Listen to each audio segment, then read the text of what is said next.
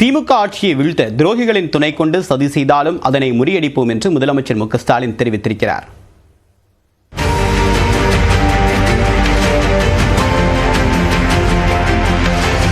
இரண்டு நாள் பயணமாக திருநெல்வேலி சென்ற முதலமைச்சர் மு.க. ஸ்டாலின் பல்வேறு அரசு நிகழ்ச்சிகளில் கலந்து கொண்டார். அதன் ஒரு பகுதியாக தாமிரபரணி நம்பியாறு கருமேனியாறு இணைப்பு திட்டத்தை முதலமைச்சர் தொடங்கி வைத்தார்.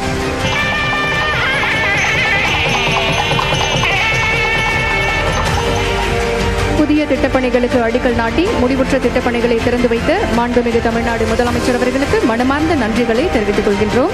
இதன் மூலம் தாமிரபரணியின் வெள்ளநீர், திசையன்விளை, சாத்தான்குளம் உள்ளிட்ட வறண்ட பகுதிகளுக்கு 75 கிலோமீட்டர் தூரம் திருப்பிவிடப்படும்.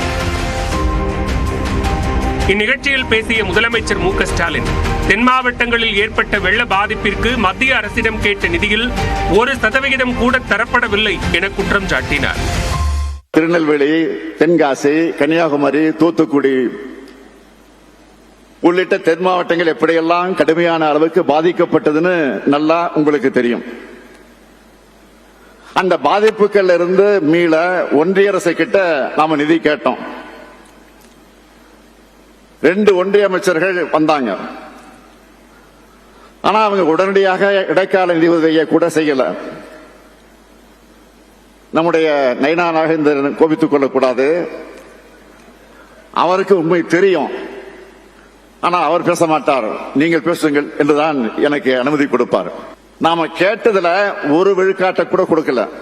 திருநெல்வேலி அல்வான்னா உலகமே ஃபேமஸ். ஆனா இப்போ மாநிலங்களுக்கு ஒன்றிய அரசு தர அல்வா தான் அதை விட ஃபேமஸா இருக்கு. தொடர்ந்து பேசிய அவர், எதிர்க்கட்சியாக இருந்தாலும் தமிழ்நாட்டின் நலன் சார்ந்து கோரிக்கை வைத்தால் அதனை நிறைவேற்றுவேன் என்று கூறினார். தோழமையில இருக்கக்கூடியவங்க பேசினாலும் சரி, எதிர் முகாமில் இருக்கக்கூடியவங்க பேசினாலும் சரி, அன்பா பேசினாலும் சரி, கோபமா பேசினாலும் சரி, அவங்க பேசுறதுல நியாயம் இருந்தாலும் சரி, மக்களுக்கு நன்மை இருந்தா அதையெல்லாம் செஞ்சு கொடுக்கணும்னு நினைக்கிறவன் தான் நான். இந்நிலையில் தமிழ்நாட்டின் வளர்ச்சி மீது அக்கறை இல்லாதவர்கள் திமுக மீது அவதூறுகளை பரப்புவதாக முதலமைச்சர் விமர்சித்தார். துரோகிகளின் துணையுடன் சதி செய்தாலும் அதனை முறியடிப்போம் என முதலமைச்சர் மு.க. ஸ்டாலின் தெரிவித்தார். விஷக்கிருமியோட அக்கப்போர் ஊற்றுகள் எல்லாம் காலப்போக்கில் காணாமல் போயிடும்.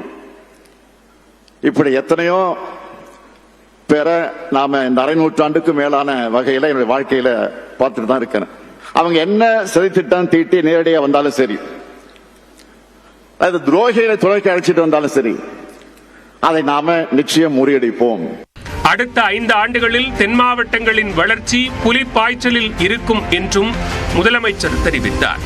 இந்நிலையில் 75,151 பயனாளிகளுக்கு நலத்திட்ட உதவிகளை வழங்கிய முதலமைச்சர் 20 புதிய திட்டங்களுக்கும் அடிக்கல் நாட்டினார்.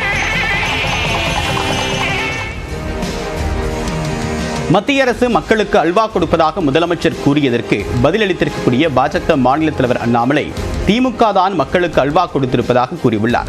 இது தொடர்பான எக்ஸ் பதிவில் கல்விக்கடன் தள்ளுபடி, பயிர்க்கடன் தள்ளுபடி, சிலிண்டருக்கு 100 ரூபாய் மானியம், டீசல் லிட்டருக்கு 4 ரூபாய் குறைப்பு, மாதம் ஒருமுறை மின் கட்டணம் என்பன போன்ற தேர்தல் வாக்குகளை அளித்துவிட்டு மக்களுக்கு திமுக அல்வா கொடுத்து விட்டதாக அண்ணாமலை தெரிவித்துள்ளார்.